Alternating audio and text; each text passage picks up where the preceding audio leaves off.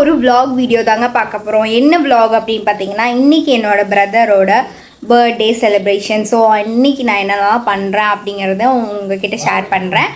அவனோட பர்த்டேவை நாங்கள் எப்படி செலிப்ரேட் பண்ணோம் நீங்கள் தெரிஞ்சுக்கோங்க. அண்ட் உங்கள் பர்த்டேஸ்லாம் எப்படி நீங்கள் செலிப்ரேட் பண்ணுவீங்கன்னு எனக்கு ஷேர் பண்ணுங்கள், நானும் தெரிஞ்சுக்கிறேன்.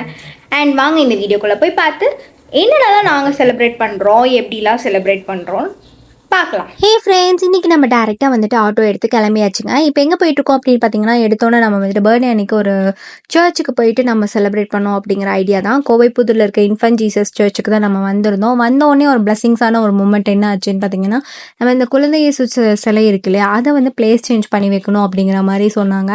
நாங்கள் போனோடனே சொன்னங்காட்டி என் தம்பிக்கு ஒரு பிளஸ்ஃபுல்லான ஒரு மூமெண்ட்டாக இருந்தது. பிகாஸ் அவன் பர்த்டே அன்றைக்கி காடே வந்து நம்மக்கிட்ட ஒரு விஷயம் சொல்கிற மாதிரி ஒரு பிளெஸ்ஸிங்கான ஒரு இது நடந்தது. ஸோ அது வந்துட்டு அவங்க பிளேஸ் சேஞ்ச் பண்ணுறதுக்கு ஹெல்ப் பண்ணாங்க. ஹெல்ப் பண்ணிட்டு சேஞ்ச் பண்ணி வச்சுட்டு அப்புறம் நாங்கள் வந்து சர்ச்சில் வந்துட்டு அன்றைக்கி மாஸ்லாம் நல்லாவே சூப்பராக நடந்துட்டு இருந்துச்சு. அதெல்லாம் அட்டென்ட் பண்ணோம். அது போக குழந்தை இயேசு சர்ச்சில் வந்து நம்ம வேண்டுதல் பண்ணிவிட்டு வாங்கி கொடுக்குற ட்ரெஸ்ஸஸ்லாம் வந்து ஏலம் விடுவாங்க. அந்த அன்றைக்கி அதுவும் வந்து பண்ணிகிட்டு இருந்தாங்க. ஸோ குழந்தைங்களுக்கெல்லாம் அந்த ட்ரெஸ் எல்லாம் பார்த்து வாங்கி அந்த குழந்தைங்களாம் அதை போடும்போது ரொம்ப அழகாக க்யூட்டாக இருந்தது.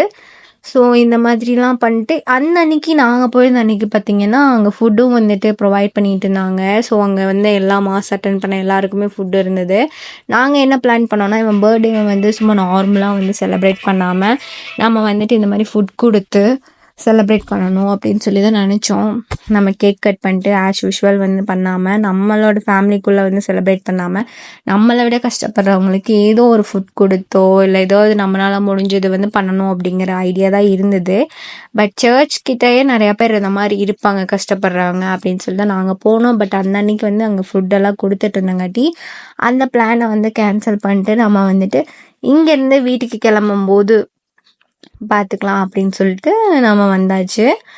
இப்போது இது வந்து எப்படின்னு பார்த்தீங்கன்னா, என் தம்பிக்கு வந்து ஒரு சின்ன ஒரு லெசன் மாதிரி தான். நம்ம வந்துட்டு நமக்குள்ளே செலிப்ரேட் பண்ணுறது வந்துட்டு வேஸ்ட்டு தம்பி, நம்ம வந்து இந்த மாதிரி 4 பேருக்கு நம்ம உதவி பண்ணணும் அப்படிங்கிற ஒரு லெசன் கற்றுக் கொடுத்த மாதிரி தான் இருந்தது. பட் அது மாதிரி தான் நம்ம பண்ணணும். நம்ம வீட்டில் ஒரு 4 பேர் இருக்கோன்னா 4 பேருக்கு வந்துட்டு யாராவது ஒரு பர்த்டே வந்து இந்த மாதிரி செலிப்ரேட் பண்ணுறது மூலமாக நம்மளை விட கொஞ்சம் கஷ்டப்படுறவங்களுக்கு ஏதோ ஒரு நேரம் வந்து நம்ம வந்துட்டு ஃபுட் கொடுத்து ஹெல்ப் பண்ணுறது வந்து ரொம்ப நல்ல விஷயம். ஸோ நீங்கள் இந்த மாதிரி உங்கள் பர்த்டேவை செலிப்ரேட் பண்ணுங்கள்.